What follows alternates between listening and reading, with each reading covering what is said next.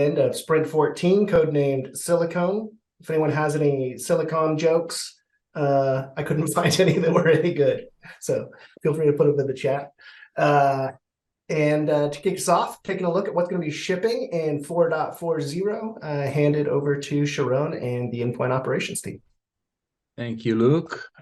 Before I start, I'll just say that Rachel will not present here today. We are wishing her good luck for potentially maybe due time. So her work will be presented by other people. So this sprint for us was, we had a lot of topics, but the main ones were the caching feature, which was presented last demo, which was delivered in 4.39, was still keeping us busy this sprint. A lot of stuff that we found, databases and load test. We will not present it because we talked about the feature itself last time, but the team wrapped it up and it was finally released. So we are happy about that. Another thing was that the team was busy with is adding Collide tables. So Collide has tables that we wanted to add into our own framework, and that was done. And Eric will also present some stuff on the vulnerability dashboard, some progress with the CIS. And let's start with the Collide tables. Victor and Tim will present it. All right, I'll start off. Will you start or? Sorry? Yeah, I'll start off here. Can you see my screen? Take it, Tim. Yeah. All right. So this is our master spreadsheet. See lots of green.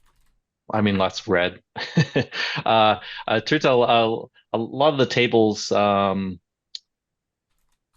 we found and as product also kind of reviewed them. Maybe didn't behave maybe as expected in some cases. In some cases, we feel like we could have made some improvements. So we're going to kind of pass on some of those for now, and do more research on them. But in the meantime, I'm going to show you a quick demo on what we do have. And so when we're scoping out the tables, I guess the use case here was to actually import them into a vanilla OS query installation. So I'm not going to show that through Orbit, but instead we're going to build them right here. So we have handy make commands here. Delete D, there we go. So we can build all our tables here. I'm only going to use ARM on Mac because that is what I'm on. There are some permissions I need to change here.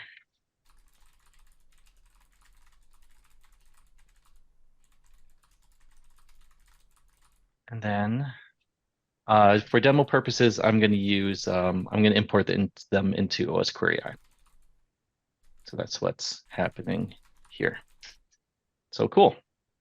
The first of our tables, let me get my little reference sheet up here. I'll go through these pretty quick. We have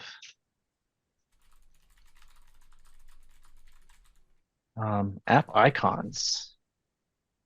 You do have to specify a path. In fact, I'll show you what happens when you don't. So we do have some errors. So here we're going to point this to an app bundle. This is a Mac OS table. I'll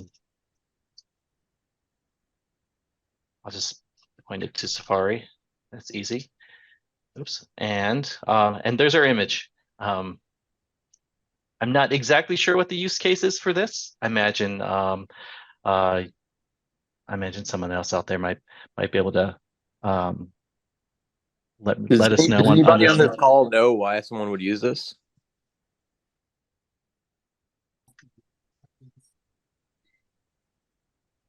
So we got some stuff to figure out. It's, could you use it, say you wanted to render a list of all the software on that host and you wanted to include the little app icon? Oh, that's amazing. This is available? Noah. So instead of just saying Safari, you could have the little Safari icon. Yeah, anyway, sorry to interrupt, guys. That's just really exciting because we're wanting to work on the software titles experience, and this is exactly the thing we needed to draw icons. So cool. Cool. That's good to know. Good to hear. Next up, we have a new file vault table, file vault status, alongside file vault users and file vault PRK.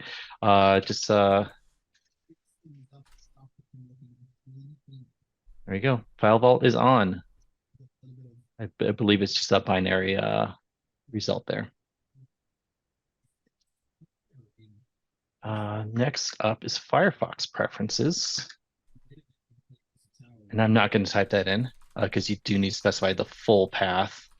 And there's a lot of output here, but you can grab all information from your Firefox preferences. We have firmware password, which will generate an empty result on my machine because I'm on Apple Silicon. This is AMD feature only, but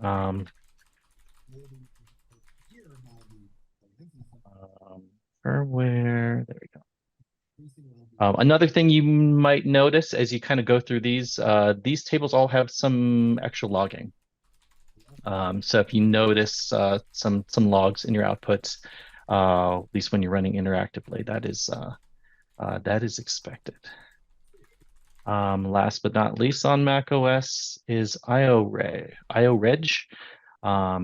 If you want to know more about, it's a lot of output there. If you want to know more about that, there's I can put this in the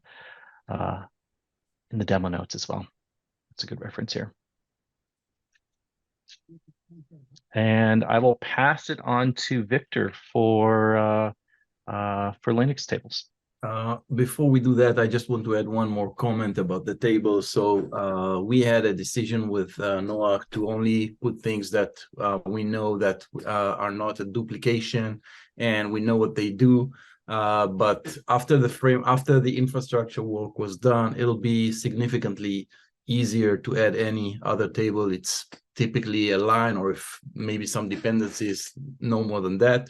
If we need to add any table, it's like just an incremental effort from now. The infrastructure is there and we can do that. Take it, Victor, please. And thank you. Okay. So I just wanted to demonstrate one table on Linux, which is the crypt setup status. So as you can see up here, I have some disks on my Linux machine and I've encrypted one of them. And so if I go to run this command from crypt setup status, we will see the information about that encrypted drive. Next, I want to talk about the next steps. I think we alluded to some of them. So one issue that is we don't quite like the way the tables output their status. So this is the full result, for example. They have this full key parent key, where full key is just key plus parent. So basically they have a key value way of outputting the data. And then they have these extra columns down here. So I think this is up for discussion, but we may want to change this from a key value to basically a column. All the keys may be columns instead, and the values would be rows. Another thing to notice that some of the tables have a requirement, a constraint where they have to specify something. Like in this case, I had to specify the name of the drive in order to get the output. So we might want to look into removing them and simply just by default returning the status for all the drives. Things like that. That's kind of next steps to look into. And in addition to that, we still need to add documentation we're kind of releasing this feature as a beta, and which leaves us open to changing the schema of the table. And there's also a bunch more tables that we can add that we have not examined. So that's another potentially big task. That's it for this part. I think I'll hand it over next to Eric.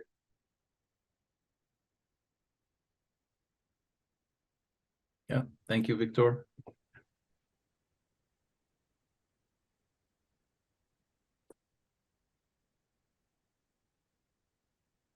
Eric, can you take it? Yes. Yeah. Okay, thank you. All right.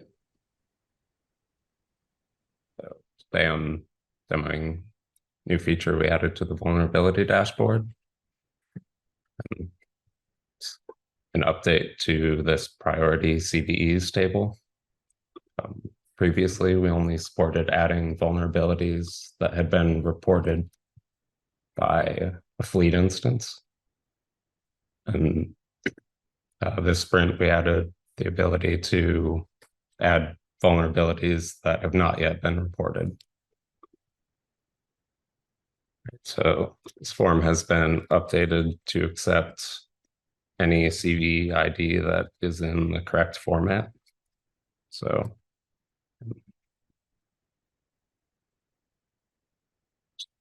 add a bunch of numbers. And let's see. So going to add a real vulnerability that has not yet been reported by fleet instance.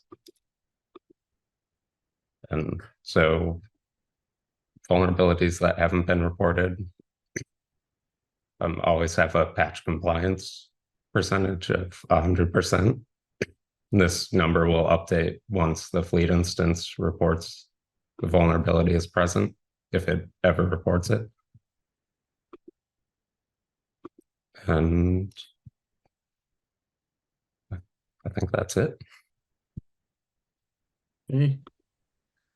Cool, thank you, Eric. And last will be an update from me. This has taken some time, but we did a CIS new version of, let me go back.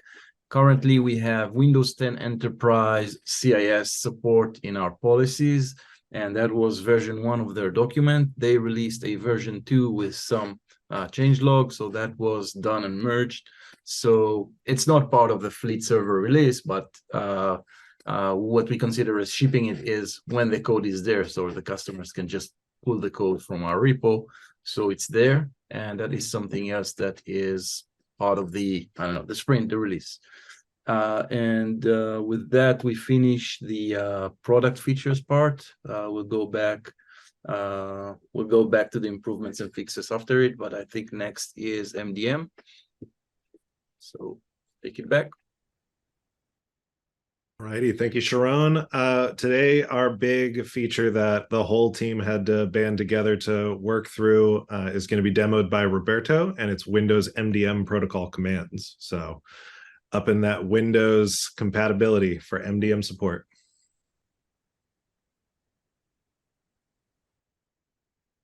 Okay, yeah. So let me share my screen. I have a little cheat sheet here, so I don't forget to mention stuff. But yeah, as George mentioned, we've been working on the mobile device management protocol for Windows. And as far as we know, and I think this is a huge thing to mention, we are the only open source, fully functional implementation of the protocol. So we've been looking if there was something out there in the past before building stuff so we could learn. But yeah, so we are the only one. And this feature, this core feature, allows us to use the protocol to build in future releases things like scheduling OS updates for Windows, managing window profiles, etc. So moving on to what's shipping now with 440. We have the ability to run commands using fleetctl. For now, we intentionally excluded to use the exec verb. We'll look what that means in a second. The ability to list and see command results using fleetctl. And this, for customers, will be useful to do stuff like remote wipe a device. Noting this is a premium only feature. Setting password requirements for the device, restarting the device, stuff like that. You can find all of these commands in the Windows documentation. And now to actually show the demo, let me go here. Yeah. So I have a Windows device enrolled into that has turned on Fleet MDM features, so it's managed by Fleet. I have, this is my command payload. This is how it looked like in Windows. They're just XML, similar to macOS. And I'm going to use an exec to reboot the device. So the typical IT admin flow looks like using fleetctl. You will get hosts that are enrolled, have MDM turned on. And so, for example, I have two. One is a Windows host. So next, I'm going to use the MDM run command. I'm going to provide my host name. You can provide multiple hosts here separated by commas. I'm going to provide a payload that I just showed. This is going to enqueue a command. For example, I can do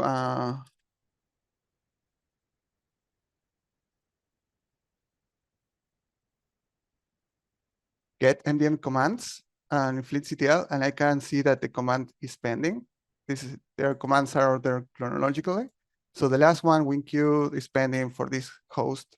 To speed things up for the demo, I'm just going to trigger a sync from the device that usually checks every 1 minute. So as soon as I trigger a sync, I see the notification that I'm about to sign out. That's because the command was executed and the device is going to restart in a minute. But coming back here, I can see that now the status of the command is 200, and I can grab the ID and see more details about the command. If I do get,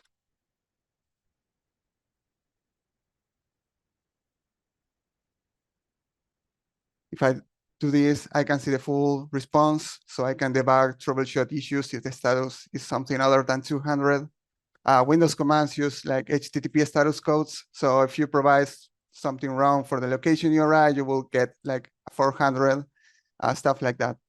And yeah, that's basically the Windows MDM commands. Yeah.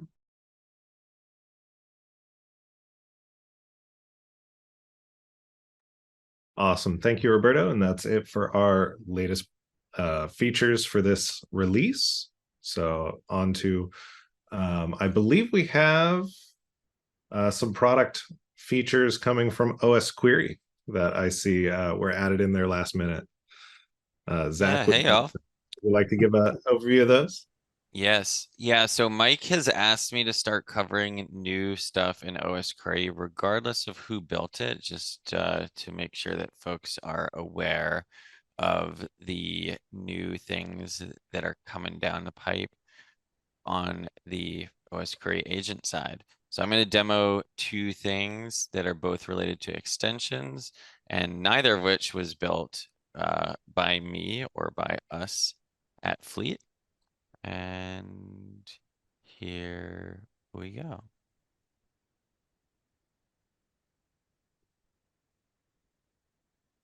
So the first is an expansion to the Chrome extensions table. So we can just do a select from that table and see that now we get extensions coming from Chrome Beta. So I've just installed Chrome Beta onto my machine. Interestingly enough, just installing a Chrome beta, it automatically becomes managed. I assume because the regular Chrome was managed. So it already installed these 6 extensions. So we can actually see that, for example, the Fleet D extension was installed on there. Side note, Fleet D extension doesn't do anything when it's installed on a desktop version of Chrome versus a Chrome OS version, but it is there and installed, so we can see those.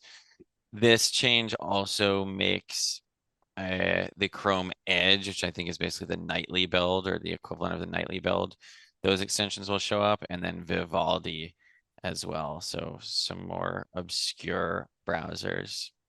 The other extensions is VS Code extension. So I think many of us know VS Code is very popular these days. And you can see now that we have this VS Code extensions table that returns all of the extensions that are installed in VS Code.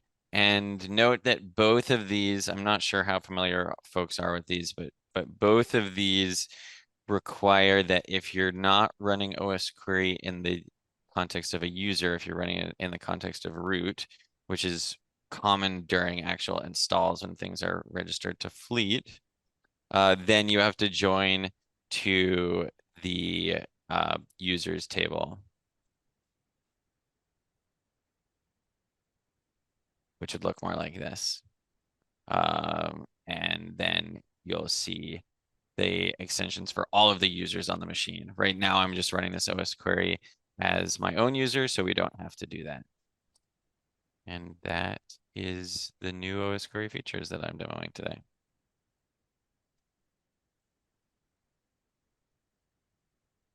Nice. Thank you, Zach. And Sharon and the endpoint operations team and George and the MDM team. Some really exciting feature work coming out in 4.40.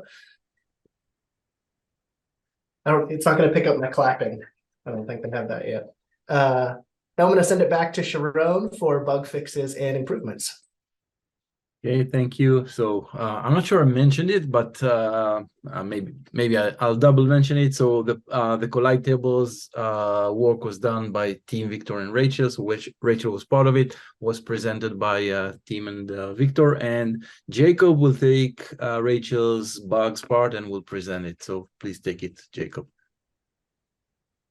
Sharon, and very exciting news about Rachel. So I guess I will just I'm gonna go ahead and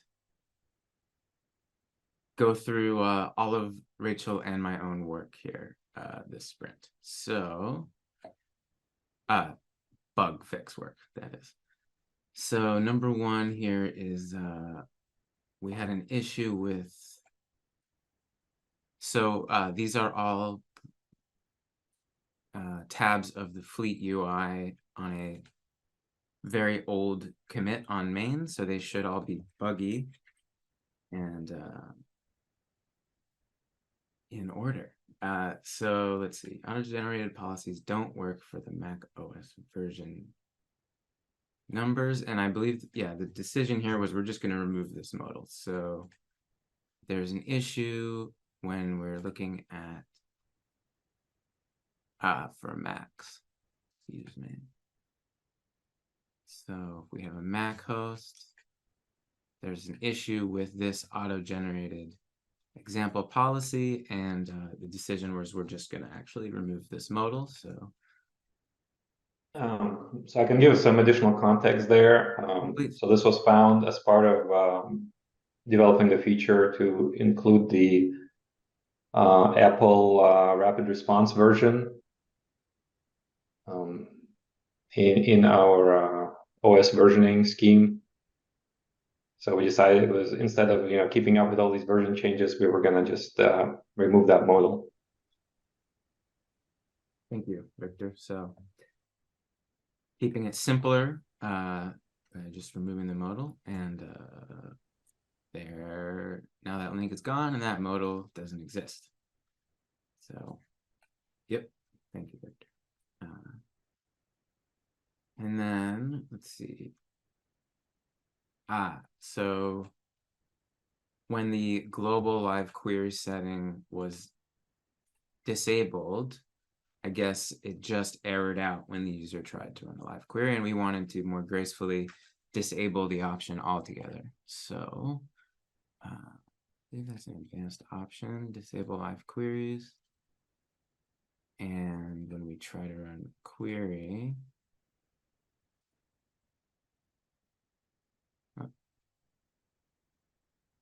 we just get this error, which isn't very helpful for the user. And when we now, it's simply disabled. So more graceful experience for the user.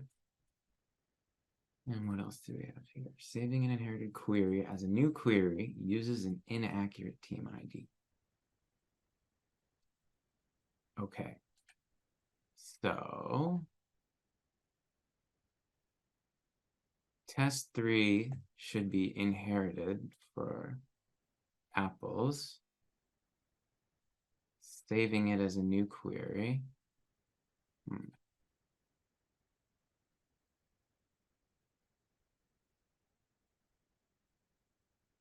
And we should see this saved for the apples team. Copy of test 3 should be for apples.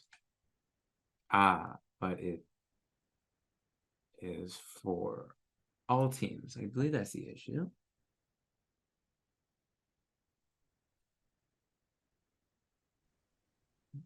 We're using the saving button. With the lowest team. All right, this seems to be a little bit more subtle than that. I'm not sure if that's the issue, and just kind of last minute demoing all of Rachel's work. So apologies for that. Let's see if that is what changed.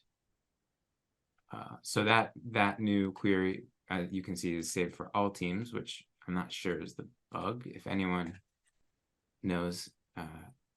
Seems like that might be the fix. The problem before is it was getting applied to apples, the lowest team. No, I guess that would be all teams if it's 0, huh? Might need one more team. Currently go back to Apple teams and show the queries right now. It says 2 inherited queries. Right, so it's saved. Seamless. You know, I'm not sure what the bug was. Cool. But we'll confirm it in QA. Yeah, we will. And make sure it's fixed. What the bug is with read. Yes. Yeah, so I'll pull that one off. Queries on the wrong team, y'all. We were also accidentally switching to teams when you navigated to one. So if we haven't, just for QA's benefit, that was I had to throw a guess out there, probably related. You get to check both of those again. All right, so the next one here, Fleet UI, the policy resolution is not displayed for observers. So, okay, right here, this blue tab is, we're an Observer Plus right now, and we want the Observer Plus user to be able to see the policy resolution, and here they cannot see it. Let's refresh with the latest, and there's the resolution added. Cool. Users cannot run policies as live queries in the UI. We want them to be able to do that. Again, Observer Plus, the blue tab. And, oh, wait. So I'll just throw out there for the recording. This one is where a top gaming company needed to have a permission level where they could have people able to see how to fix the problem, right? Themselves. The resolution. Yeah. And we can now run. Oh. What's going on? I think we're on a team, perhaps. Yep.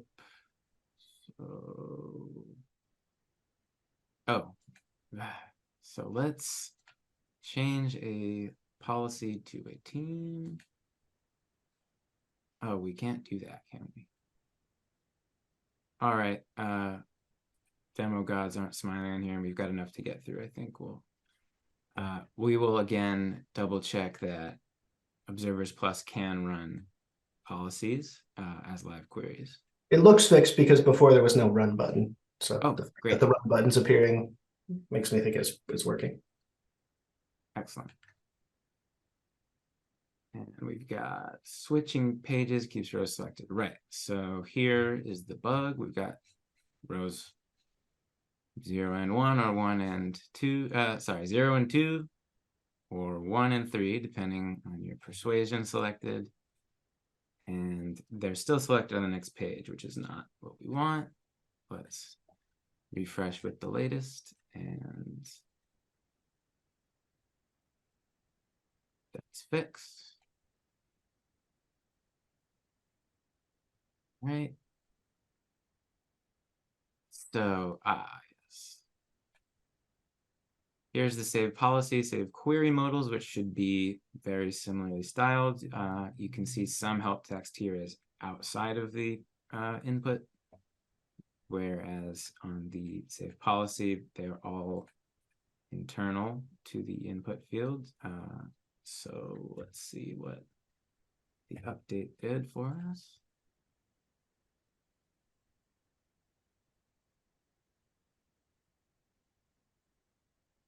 They're all now external.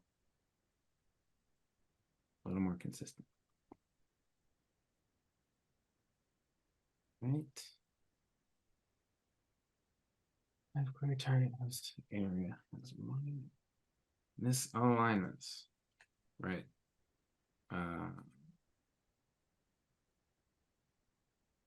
Target host area.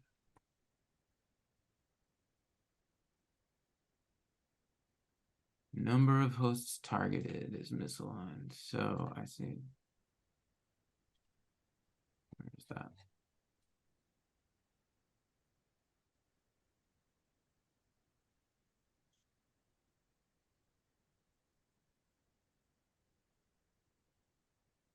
Target host again. Let's get to a fresh situation. Why can't we live query that?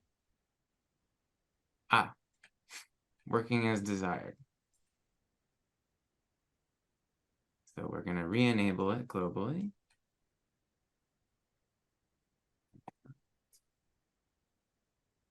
Try to run a live query. Okay. This must have updated because this looks pretty aligned. So yep. Great. You can see the misalignment in the screenshots there on the ticket. Yeah, numbers misaligned, and now it's not lined up. Live query selected hosts.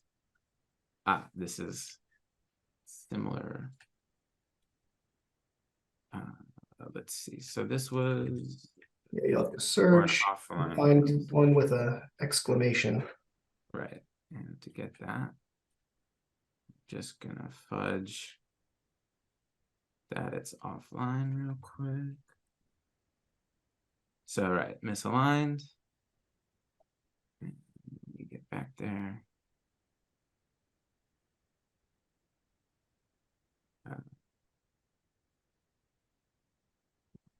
Let's fudge that.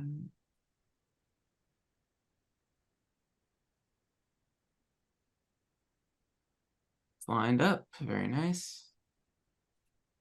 And this final one is about Chrome OS table reporting, which I was getting this all together very last minute, and unfortunately didn't have time to get my Chromebook all set up for this one. So we will again make sure that that's confirmed in QA, but I'm not going to be able to demo it now. And then, so that was Rachel's work.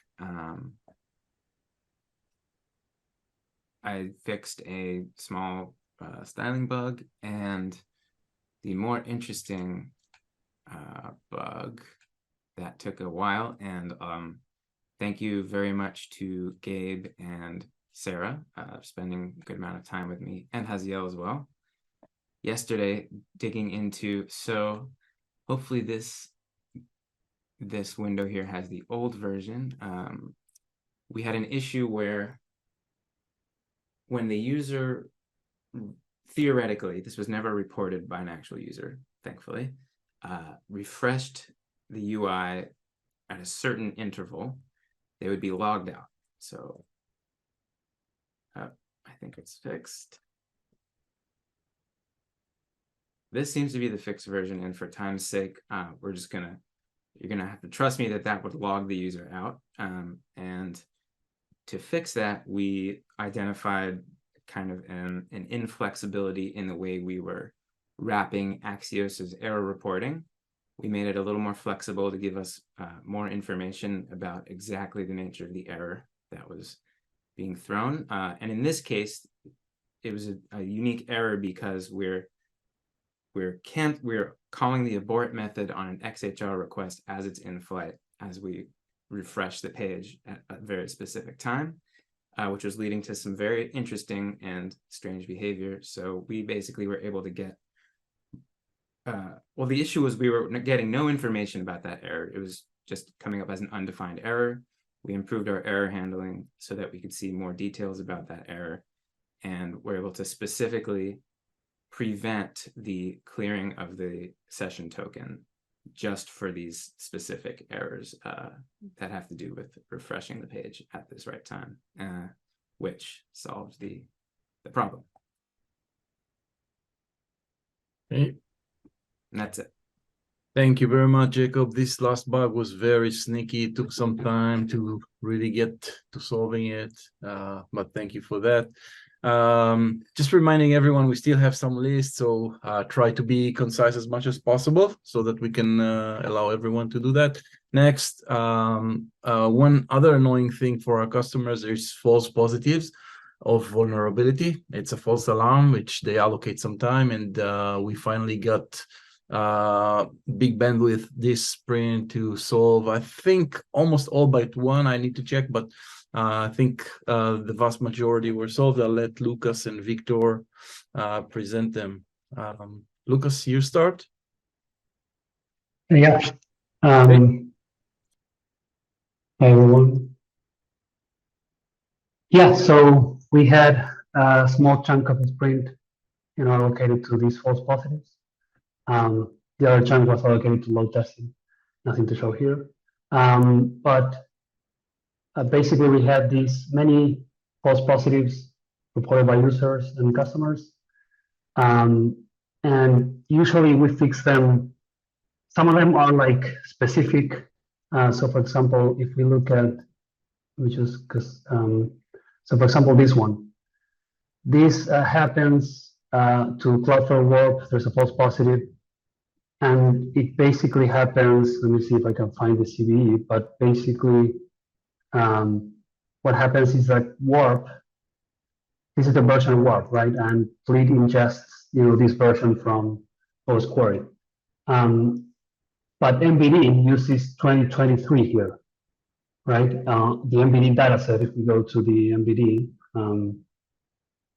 okay, I think I have it here. Let me see the CVE. All right, so 2022, 33, 20. So these CVEs apply to, for example, some versions, but given that this is smaller than 2023, if basically it's a lot of false positives because of that versioning. So in this case, we just have to do an explicit case for Warp because they report the version differently in their app with respect to MVD. This is the kind of false positives that I don't like because it's very specific, right? But we need to fix them, so we did that. There was another one also related to that, which is, for example, let's see, I'm looking for it, Penny. Certify this package. This one this was not specific. This was actually fixed by updating our MVD tools package.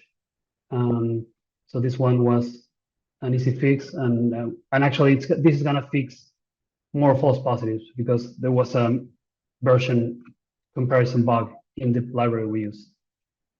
Then this one, there's one thing here that we had to do.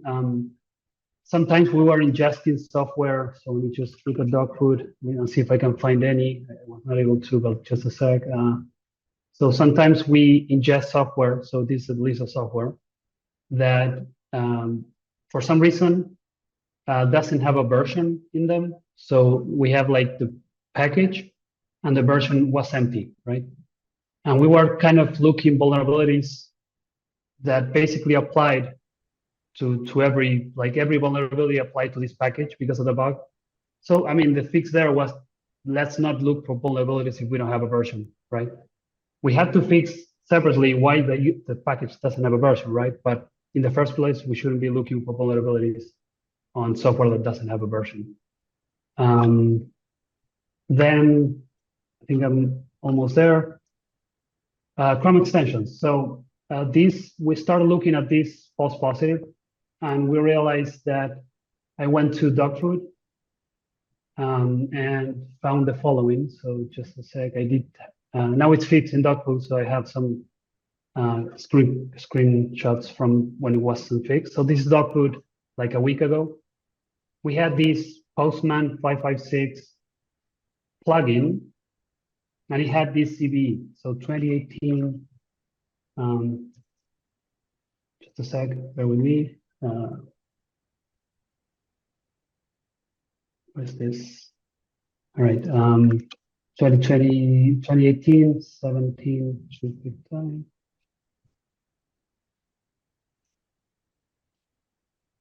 17. So this is the vulnerability. So this Chrome extension, this Postman Chrome extension was supporting this CVE, and when we go there, the MVD says the Postman, there's a vulnerability in Postman client, right? The software, not the extension. And the reason this was like a false positive is because this is a bug in MVD, but we're actually now had a workaround for this. So you can see here that this ampersand, like the third to last, this is the platform. This should either be like Linux, Windows, Mac OS. And given that this application is probably vulnerable in all OSs, they use that ampersand. The thing is that Chrome by itself is also like an OS, right? Or an environment. So we were actually, this was matching because again, yeah, I mean, this was matching this comparison, right? So we basically fixed this. There are like 5 false positives related to, plugins that were detected in CV. So all of these are now fixed in Dogfood. I mean, I don't need to show that, but let's see, Postman 556, which is a browser plugin. We don't have any vulnerabilities. And the fix is not to exclude them, but actually when we look for MVD, we want to explicitly have a Chrome thing here. That's when we will match the Chrome, the vulnerability. We want to see a Chrome thing here. I think that's about it. And then I believe Victor, I don't know if you want to show that, but you probably also fixed another CV false positive. Yes, I want to show it. It's actually a false negative. So I specifically worked on JetBrains software. So if you see my screen, it's possible that the user may have different copies of JetBrains software. Maybe they want to keep an older version around, and we were not matching vulnerabilities on these copies. So now for JetBrains, we will be matching on the copies. The caveat here is that, oops, I opened it by mistake. I wanted to highlight that you still need this product name in your app name. So IntelliJ IDEA has to be in the name. So we could have a hole here, because if a user wants to hide the vulnerability from Fleet, they could just rename this to whatever they want. So currently, the way we're matching software is we do need the product name in the name of the app to match it to vulnerabilities. Next, I wanted to move on to some bugs that I fixed. I worked on a bunch of bugs, but several of them kind of had the same theme. The theme was that when we were providing invalid input to our API endpoint, sometimes we were, returning things we shouldn't be returning, like this, SQL syntax, which is a security issue. And sometimes we were returning the wrong error code. Sometimes it was 200. We were supposed to return 400. Sometimes it was 500. Generally, if you see a 500 return code, it's most likely a bug. So I just wanted to highlight a few things that were fixed. So the issue I just mentioned today was with software. So now if we specify a bad page number, you're gonna get you're not gonna see the SQL results. You're gonna see a 400 bad request. Similarly, we have when we do pagination, we get page, order direction, order key. So in this case, order direction without the order key will also return a 400. I found this interesting bug. So in the current release, if user wants to delete hosts, but they miss or they misspell the IDs, they're actually going to delete all their hosts. So they could potentially delete all their hosts by mistake because they misspelled something. Now we're actually catching this. So it's going to say, it's a bad request because we don't have a list of IDs. On the hosts endpoint, also bad page will return now a 400. OS name without OS version, so we need to have both of them. That'll return a 400. On the host summary, if the load disk space is not an integer, not between I think 0 and 100 or 1 and 100, it'll return a 400. On the users page, if you specify bad ID, it'll return a 400. On the carves, we added some API documentation here. So with carves, we can now have pagination. And on the API, we also added documentation for this expired parameter, which was already present in fleet control. So expired has to be true or false. So this will return 400. And then another bug, if someone tried to hit this this endpoint without authorization, now they get a 403 as opposed to a 500. So I fixed a bunch more of these. So these are just a few I wanted to highlight. So I think we can move on to, I guess, back to you, Sharon. Thank you, Victor. And Haziel is last from Endpoint Team. Haziel, take it.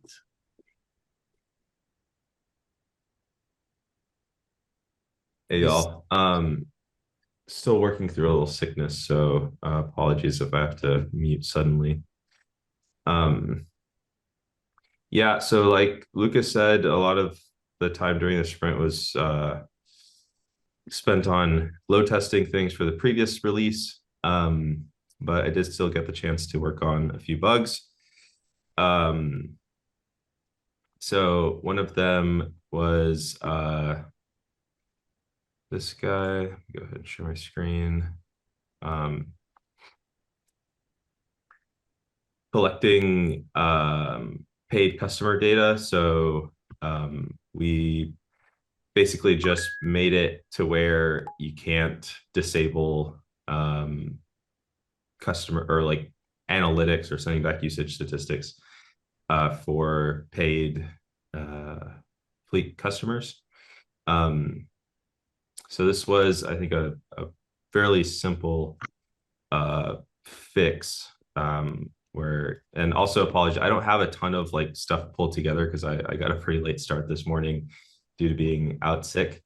But basically just if you're a paid customer and you try to disable this, if you do it through the API or through the front end, you won't be able to disable the feature. Let's take a look at this next one. Yeah, so this was another fairly small fix, but basically when we were changing the query for a policy into really anything, we want to go ahead and just set these numbers of hosts that are passing or failing to 0, because we don't know if they're passing or failing until they report back. And this should actually be one that I can show pretty easily here.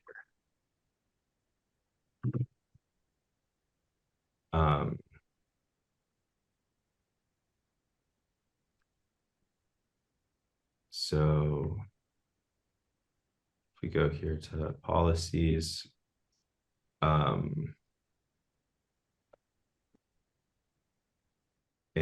we just change this to change anything about the query really, and click save, and then go back to policies. This functionality already existed where we just kind of set these to these dashes while we're collecting the data. But if you take a look here at the reply, before this passing host count and failing host count in the API reply was set to whatever it was in the past. So let's say there were, 25 and 30, that would still be here. So now this fix just zeroes that out. So now we're, at a blank slate. And then once the data starts coming in, then we'll obviously have the correct counts. And so the other thing that I worked on was a pretty simple part of 14.267 above, which was it was one that Jacob presented for Rachel, the one with live queries being globally disabled and just returning the right status code for that. So there's a simple backend fix for that of just sending back forbidden instead of a 500 when trying to do that operation. Yeah, and that is pretty much it, I think. Thank you, Haziel, and that's it for the endpoint team. Thank you, team, and Luke or George, take it. Right over to George. All righty, up for improvements and fixes for released bugs on the MDM team. I'm actually gonna start. So taking a look at here, gonna briefly mention this one that was fixed by Sarah, because as of today, we support turning on Windows MDM, and we have it on in dog food. But we currently, this is a MacBook that we have in dog food. You have the option to turn off an individual MacBook from the Actions tab.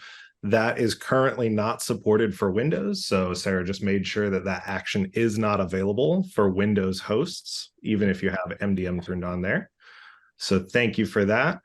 The second one is a brief discussion over the fact that Fleet Desktop for Linux was based off of a glibc version that had a lot of versioning issues.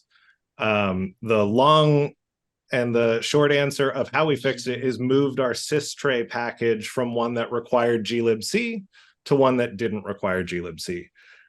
So this was a long effort just to test every single supported version that we have. How this would affect customers was not only would Fleet, if you packaged with Fleet Desktop and tried to run it on a Linux host that had any glibc version other than 2.35, Fleet Desktop would crash.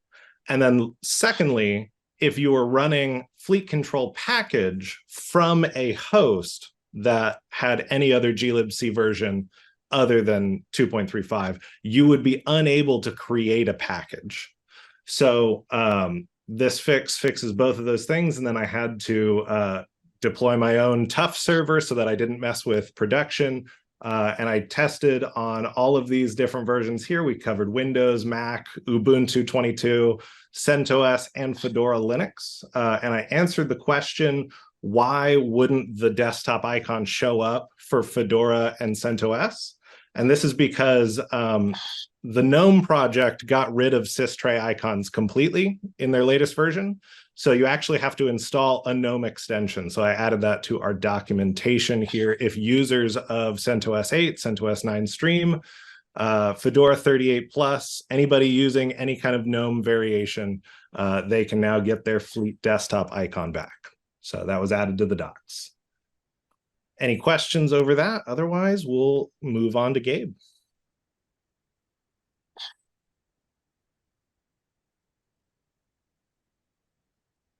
Hello.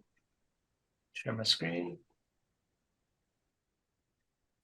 Yeah, so I have 3 bugs to go through. The first one was, this is a screenshot of what the issue was here on the right. So sometimes when you're looking at a host, there would be multiple banners like this shown to the user. And we decided that we wanted to prioritize this top banner about the Apple Business Manager expiring. So that's what the fix was. So you'll see over here, I'm on just a generated host. I have this action banner telling me that I need to do something for this host. I'm gonna fake the Apple BM terms being expired because that one would be quite difficult to mock. So I'm going to just say that, yes, it's expired, and you'll see now that we only see the ABM. We're prioritizing this banner now. So the user can go and take care of the things they need to over an ABM. One other thing related to this that we changed is just the copy here. So right here at the end, sometimes ABM takes a while to let Fleet know that the user has accepted the new terms. And so we just let the user know that with this little text we've added on right here. So that was another small little change that we did. And the last one I'm going to show you is the bug where if I am on a home page, or if I'm on any of these pages, and I'm in the all teams context, for example, if I selected a host that had a team that was on a team, for example, this one is on team 1, I go into here. The bug was that the context would change. So every other page would now be on the team 1 context. So the fix was to make sure that doesn't happen. So I've selected this host, it's on team 1. I'm going to go to something like queries, and you see we're back to all teams. So that's just making sure that that team context isn't being changed when you select a host that's on a team. I have one more. I'm having trouble with my environment, but this was a terms of service for the Windows enrollment. I'll just kind of show just so people are aware. The issue was, I'm not going to play the whole thing, but this right here, you can see the text is cutting off for the terms of service. So the fix was just to make sure that that text looks good to the user on kind of these small width viewports. So that was another fix that was done and tested. Just having trouble showing that one right now. But yeah, that's it. All right, thank you. And then lastly, we have Roberto going over a couple changes as well. Okay, yeah, we have a couple more bug fixes. Most of them are customer requests. I'm going to go through them very quickly, but yeah, this was a customer request. We have a flag in Orbit to redirect the logs to a path you like. They wanted the flag to also be an environment variable like all the other Orbit flags. So a small change, but customer request here. Also a customer request, they're using the MDM APIs to build some automations. They're interacting with the API, and they gave us feedback. For some status codes, we return when you try to enqueue a command for a host that is not has not turned on MDM features. So we fixed that. this is also a customer request. I'm glad that we catch this one very early. Turns out macOS enrollments, they're very dependent on the URL that the enrollment profile sets, even including any query parameters, any extra slashes, anything has to be equal if you want to renew an enrollment. So we add some query parameters as part of automatic enrollment when you have SSO on, when you have different things. So this was just to make sure we are always delivering the same URL for the same enrollments. Yeah, this one I can quickly demo, but it was uploading mobile config files on any operating system that wasn't macOS, wasn't working. So this was also fixed. Then, yeah, the output table to get the command results that I just demoed was broken in different ways. Not only this, but also the output was kind of difficult to read. So now the output is formatted. The table is very well formatted. So that's coming in this release too. That will retroactively affect macOS commands as well, the output, so it will be more readable. And yeah, this was very nasty because it's a very simple fix, but I think Dave had to add an FAQ just to get around it. When you specify a custom context, you had to put it like in a very specific place in the fleetctl command, like before run command, which was very confusing. So we fixed that as well. And yeah, that's it for me. Awesome. That's it for MDM for this sprint. Thank you, All everyone. right.